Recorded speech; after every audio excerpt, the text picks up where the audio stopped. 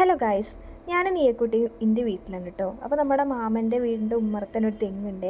അപ്പോൾ നല്ല കാറ്റും മഴയൊക്കെ വന്നാൽ അത് നല്ല ആടി ഒളിഞ്ഞ് വീടിൻ്റെ മുകളിലേക്ക് വീഴ്ചരിച്ചാണ്ട് ഏട്ടൻ അത് മുറിപ്പിക്കുകയാണ് കേട്ടോ. അപ്പോൾ നമുക്ക് തെങ്ങ് മുറിച്ചപ്പോൾ ആ തെങ്ങും പൂക്കുല കിട്ടിയിട്ടുണ്ട്. നല്ല ഇളയ തെങ്ങും പൂക്കുലയാണ്. തെങ്ങും പൂക്കുല അതിലേക്കൊക്കെ ഉണ്ടാക്കാൻ പറ്റിയ തെങ്ങും പൂക്കുലയാണ് കേട്ടോ. അപ്പോൾ അതിന് ശേഷം ഞാൻ അവരോട് പറഞ്ഞ് ഞങ്ങൾക്ക് കരിമ്പ് എടുത്ത് തരുമോ, തെങ്ങിൻ്റെ ഉള്ളിലുള്ള കരിമ്പ് എടുത്ത് തരുമോ പറഞ്ഞപ്പം അയാളത് മുറിച്ചിട്ട് എടുത്തു തരാണ് കേട്ടോ.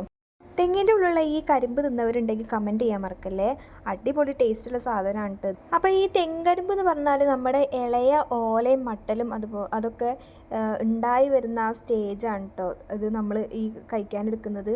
ഇപ്പോൾ ഈ മുറിച്ച തെങ്ങിന് ഏകദേശം ഒരു 35 വർഷത്തിലേറെ പഴക്കം ഉണ്ടാവേ. അപ്പം നമുക്ക് കുറേ കരിക്കും കിട്ടിയിട്ടുണ്ട്. തേങ്ങ കുറവാണ്, പക്ഷെ കരിക്ക് കിട്ടിയിട്ടുണ്ട്.